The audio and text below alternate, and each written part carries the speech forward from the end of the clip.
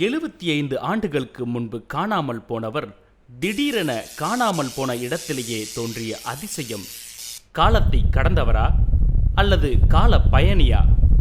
அமெரிக்காவில் 1876ஆம் ஆண்டு ரோட்டில் நடந்து சென்றவர் திடீரென காணாமல் போய் 1951ஆம் ஆண்டு காணாமல் போன இடத்திலேயே காணாமல் போனபோது எப்படி இருந்தாரோ அப்படியே தோன்றியுள்ளார். அவர் காலத்தை கடந்து எதிர்காலத்திற்கு வந்தாரா என பல கேள்விகள் எழுந்துள்ளது. காலத்தை கடந்து செல்வது என்பது இன்று மனிதர்களால் சாத்தியமில்லாத ஒன்றாகத்தான் இருக்கிறது. காலத்தை கடக்க முடியுமா என்றால் ஆம், முடியும். அதற்கான தேரிகள் நம்மிடத்தில் இருக்கிறது. ஆனால் அதை செயல்படுத்துவது என்பது தற்போது சாத்தியமில்லை. சுமார் 500 ஆண்டுகளுக்கு முன்பு மனிதர்களால் விண்ணில் பறந்து ஒரு இடம் விட்டு வேறு இடம் செல்வார்கள். இருந்த இடத்திலிருந்தே உலகின் எங்கு யார் இருந்தாலும் தொடர்பு கொண்டு ரகசியமாக பேசுவார்கள். மனிதர்கள் நிலவிற்கு சென்று ஆய்வு செய்வார்கள் என சொன்னால் நம்மை பைத்தியம் என சொல்லியிருப்பார்கள். ஆனால் அவையெல்லாம் இன்று சாத்தியம். அதேபோல இன்று ஒரு மனிதன் காலம் விட்டு காலம் கடந்து சென்றான் என சொன்னால் நம்மால் நம்ப முடியாது. ஆனால் எதிர்காலத்தில் அதற்கான சாத்தியம் ஏற்படலாம். அப்படியாக காலம் கடந்து வருவது என்பது இதற்கு முன்னரே பல நேரங்களில் பல சம்பவங்களில் நம்மால் உணர முடிந்திருக்கிறது. சிலர் நாங்கள் காலம் கடந்து வந்தவர்கள் என்று கூறியிருக்கிறார்கள். அப்படியான ஒரு சம்பவத்தை தான் நாம் இப்பொழுது பார்க்க போகிறோம். 1951ஆம் ஆண்டு ஜூன் மாதம் இரவு 11 மணிக்கு நியூயார்க் டைம்ஸ் ஸ்கொயர் என்ற இடத்தில் திடீரென ஒரு மனிதன் தோன்றினான். அவன் பார்ப்பதற்கு 18ஆம் நூற்றாண்டைச் சேர்ந்த மனிதனைப் போல் இருந்துள்ளான். அந்த காலத்தில் உள்ள ஆடைகளை அணிந்திருக்கிறான். அவனுக்கு ரோடுகளில் கார் ஓடுவதை பார்க்க ஆச்சரியமாக இருந்துள்ளது. அப்படியாக ஆச்சரியத்தில் அவன் நடந்து செல்லும் போது வேகமாக வந்த டாக்ஸி ஒன்று அவரை அடித்து சென்று விட்டது. இதில் அந்த மனிதன் சம்பவ இடத்திலேயே உயிரிழந்தார். உடனடியாக போலீசார் வந்து அந்த உடலை அப்புறப்படுத்தி பிரேத பரிசோதனைக்கு அனுப்பி வைத்தனர். இது சாதாரண விபத்து போலவே நடந்தது. ஆனால் பிணவரைக்கு கொண்டு செல்லப்பட்ட பின் அவரை யார் என அடையாளம் கண்டுபிடிக்க அவரிடம் இருந்த பொருட்களை ஆய்வு செய்தனர். அதில் ஒரு காப்பர் டோக்கன் இருந்தது. அதில் ஒரு சலூனின் பெயர் பொறிக்கப்பட்டிருந்தது. இது மட்டுமல்லாமல் ஒரு குதிரை விற்பனை செய்யும் பில் ஒன்றும், பழைய ரூபாய் நோட்டுகள் $70, ஒரு விசிட்டிங் கார்டும் இருந்துள்ளது. அந்த விசிட்டிங் கார்டில் ரூடால்ஃப் ஃபெண்டஸ் 5வது அவென்யூ என இருந்தது. மேலும் 1876ஆம் ஆண்டில் வந்த ஒரு லெட்டரும் இருந்தது. இவையெல்லாம் மிக பழமையான விஷயமாக இருக்கிறது. இந்த விபத்து வழக்கை கேப்டன் ஹியூபர்ட் என்பவர் விசாரித்தார். முதலில் அந்த டோக்கனில் இருந்த சலூனின் முகவரியை விசாரிக்க முயன்றார். அவர் பலரிடம் விசாரித்தும் அந்த டோக்கனில் குறிப்பிட்ட சலூனையும் அந்த பில்லில் உள்ள நிறுவனத்தையும் அவரால் கண்டுபிடிக்கவே முடியவில்லை.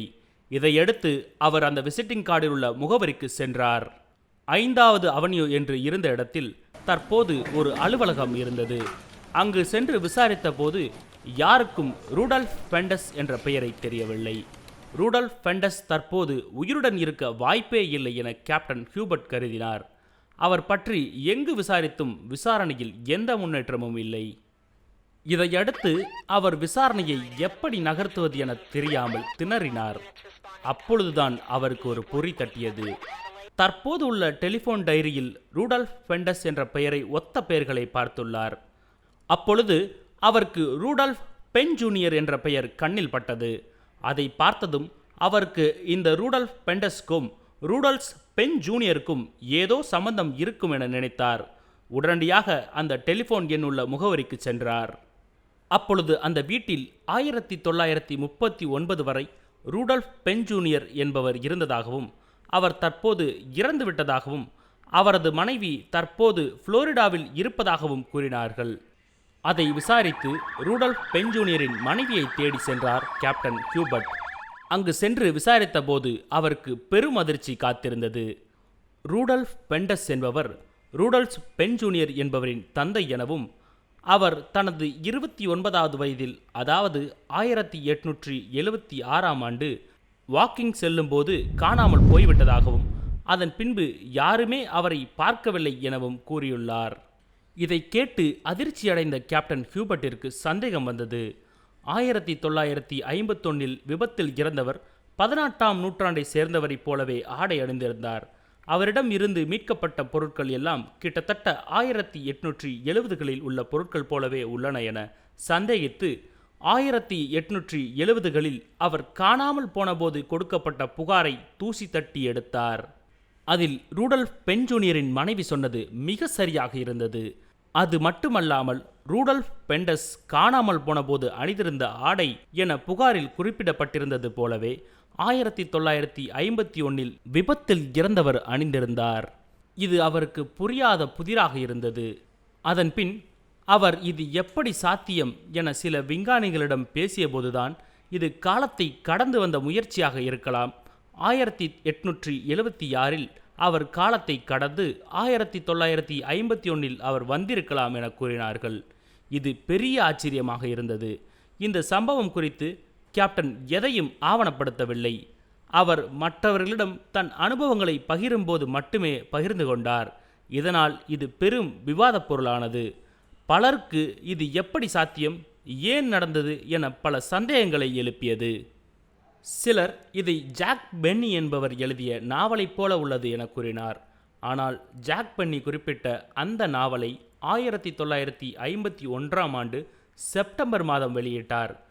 ஆனால் 1951 ஏப்ரல் மாதமே இது குறித்த செய்திகள் செய்தித்தாள்களில் வந்திருந்தது. இதனால் இந்த செய்திதான் ஜாக் பென்னியின் கற்பனை நாவலுக்கு அடிப்படையாக இருந்திருக்கும் என சிலர் கூறுகிறார்கள். இந்த சம்பவம் நடந்து ஏறக்குறைய 70 ஆண்டுகள் ஆகிவிட்டது.